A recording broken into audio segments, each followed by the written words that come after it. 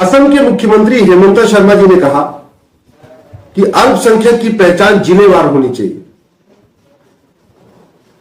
जैसा मैं पहले से कह रहा था, दो तरीका है, अल्पसंख्यक बहुसंख्यक खत्म हो, अन्यथा जैसे असम के मुख्यमंत्री कह रहे हैं जिलेवार होनी चाहिए, लेकिन जिलेवार से ज्यादा अच्छा है अल्पसंख्यक बहुसंख्यक खत्म हो जाए।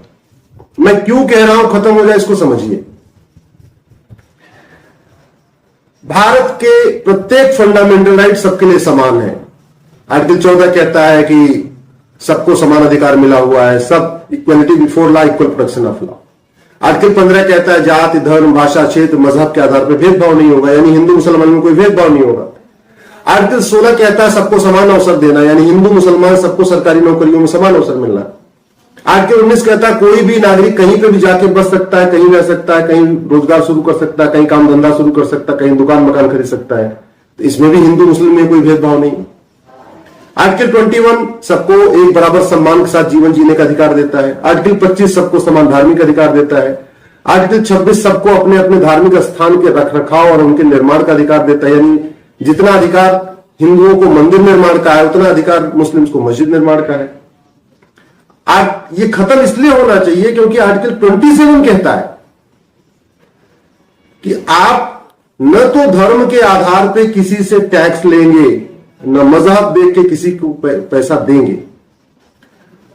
इसका दोनों का वायलेशन हो रहा है। दोनों जो दो प्रिंसिपल है, धर्म देख के टैक्स लेना नहीं, मजहब देख के टैक्स खर्च करना नहीं, दोनों प्रिंसिपल का वायलेशन हो रहा है। कैसे? मठ मंदिर से पैसा लिया जा रहा है, आर्टिकल 27 का वायलेशन हो गया, और धार्मिक आधार पे पैसा दिया जा रहा है माइनॉरिटी के नाम पे, तो दूसरा वायलेशन हो गया। इसके अलावा आर्टिकल 30 में जो माइनॉरिटी शब्द आया है, रिलीजियस और लिंग्विस्टिक माइनॉरिटी, ये किसके लिए है आप समझिए। दुनिया में 6000 से ज्यादा भाषाएं बोली जाती हैं, तो क्या जितनी भाषाएं बोली जाती हैं वो सारे लिंग्विस्टिक माइनॉरिटी हो जाएंगे भारत में? क्या चाइनीज बोलने वाले, फ्रेंच बोलने वाले, जर्मन बोलने वाले, जापानीज बोलने वाले, ये लोग भारत में अगर आएंगे तो इनको लिंग्विस्टिक माइनॉरिटी दर्जा दिया जा सकता है क्या? इसी तरीके से दुनिया में 1000 से ज्यादा संप्रदाय हैं, 1000 से ज्यादा संप्रदाय हैं। बहाई, यहूदी, मुस्लिम, पारसी, ईसाई, दुनिया भर के हैं 1000 से ज्यादा। तो क्या उन सबको आप रिलीजियस माइनॉरिटी की दर्जा दे सकते हैं क्या? आप जरा इसको समझिए। यह भारत का संविधान भारतीयों के लिए बना है, ये भारत के लिए बना है, भारतीयों के लिए बना है, भारतीय संस्कृति के लिए बना है, भारतीय रीति रिवाज के लिए बना है, भारतीय संस्कार के लिए बना है, भारतीय भाषाओं के लिए बना है और भारतीय संप्रदायों के लिए बना है। यह भारतीय संस्कृति की रक्षा करता है, विदेशी संस्कृति की नहीं। यह भारतीय भाषाओं के संरक्षण की बात करता है, भारतीय जो लैंग्वेज है उनको प्रोटेक्ट करने की गारंटी देता है, विदेशी भाषाओं की नहीं। भारतीय पहनावे को प्रोटेक्ट करने की बात करता है। भारतीय पहनावा फंडामेंटल राइट हो सकता है, विदेशी पहनावा फंडामेंटल राइट नहीं हो सकता। भारतीय वेशभूषा फंडामेंटल राइट हो सकता है, विदेशी वेशभूषा फंडामेंटल राइट नहीं हो सकता। इसी तरीके से भारतीय भाषाएं बोलना यह तो फंडामेंटल राइट हो सकता है, विदेशी भाषा बोलना यह फंडामेंटल राइट नहीं हो सकता। और उसी तरीके से भारतीय मत, भारतीय संप्रदाय, भारतीय पंथ को मानना यह फंडामेंटल राइट हो सकता है, विदेशी मत, विदेशी पंथ, विदेशी संप्रदाय ये फंडामेंटल राइट नहीं हो सकता। आर्टिकल 30 जो कहता है लिंग्विस्टिक माइनॉरिटी, इसका मतलब तमिल, तेलुगु, मलयालम, कन्नड़, असमी, गुजराती, इनको प्रोटेक्ट करता है। वो जर्मन, फ्रेंच, अरबी, फारसी, चाइनीज, इनको वो प्रोटेक्ट नहीं करता। इसी तरीके से भारतीय संविधान भारत में शुरू हुए मत, पंथ, संप्रदाय को प्रोटेक्ट करता है। जैन, बौद्ध, सिख, लिंगायत और भी जितने संप्रदाय हैं, आर्य समाज, इनको प्रोटेक्ट करता है, न कि विदेश में शुरू हुए संप्रदाय, विदेश में शुरू हुए मत को। अगर कल को यह विवाद पहुंचता है कोर्ट में कि भाई अगर हिजाब बैन है तो ये तिलक लगाना बैन किया जाए, मंगलसूत्र पहनना बैन किया जाए, सिंदूर लगाना बैन किया जाए, तो क्या फैसला होगा? कोर्ट को यह देखना पड़ेगा कि सिंदूर, मंगलसूत्र, तिलक ये भारतीय वेशभूषा का अंग है या विदेशी? सीधी सी बात है। हिजाब विदेशी है, कुर्ता धोती, कुर्ता पैजामा भारतीय है, मंगलसूत्र, सिंदूर, तिलक भारतीय संस्कार का हिस्सा है, इसलिए कोर्ट उसके लिए मना नहीं कर सकता। हां, बुर्का के लिए मना कर सकता है। हाथ में तिलक बांधना यह भारतीय संस्कार का हिस्सा है, खतना करना यह भारतीय संस्कार का हिस्सा नहीं है।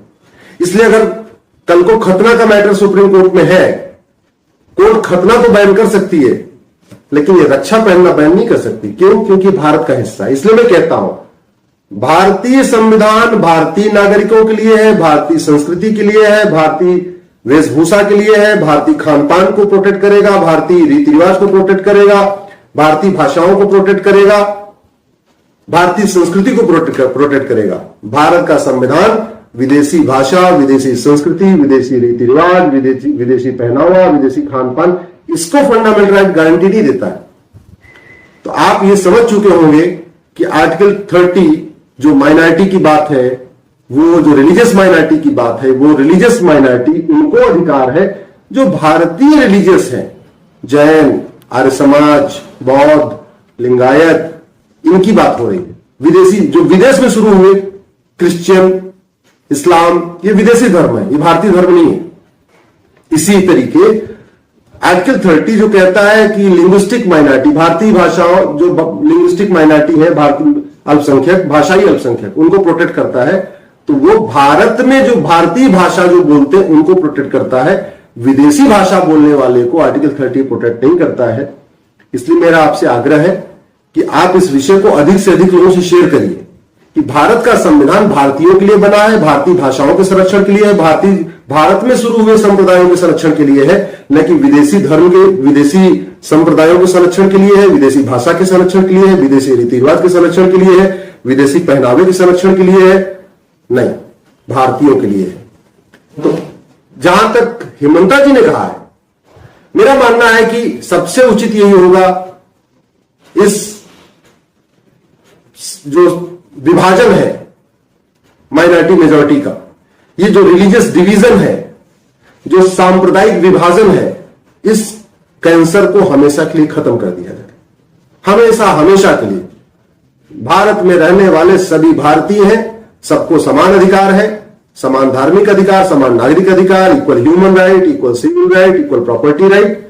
इसलिए माइनॉरिटी मेजॉरिटी का डिवीजन हमेशा के लिए खत्म कर दिया जाए, अन्यथा माइनॉरिटी को डिफाइन कर दिया जाए, माइनॉरिटी को डिस्ट्रिक्ट वाइज आइडेंटिफाई करने की गाइडलाइन तय कर दिया जाए और जिलेवार आइडेंटिफाई कर लिया जाए। लेकिन एक बात आप समझ लीजिए कि जो समुदाय पार्षद कौन बनेगा यह तय करता हो, प्रधान कौन बनेगा यह तय करता हो, सांसद कौन बनेगा यह तय करता हो, विधायक कौन बनेगा यह तय करता हो, उसको आप धार्मिक अल्पसंख्यक तो नहीं कह सकते। अल्पसंख्यक का मतलब यह होता है जिसका कोई सामाजिक वजूद न हो।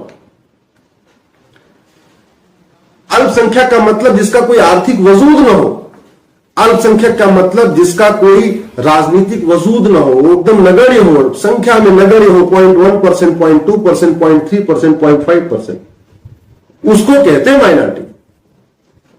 10%, 20% वाले को माइनॉरिटी नहीं कह सकते, क्योंकि सांसद और विधायक के इलेक्शन में जो हार जीत का फैसला होता है 1% से होता है।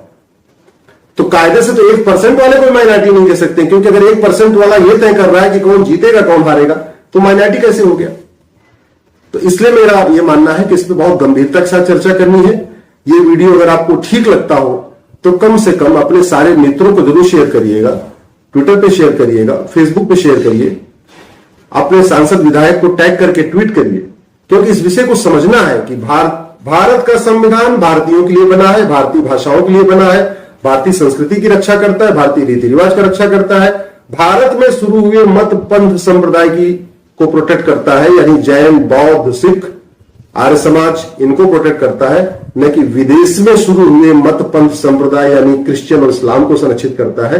भारतीय भाषाओं को संरक्षित प्रोटेक्ट करता है, तेलुगु, मलयालम, तमिल, हिंदी, न कि विदेशी भाषा अरबी, फारसी, चाइनीज, फ्रेंच, जैपनीज, इनको नहीं करता है।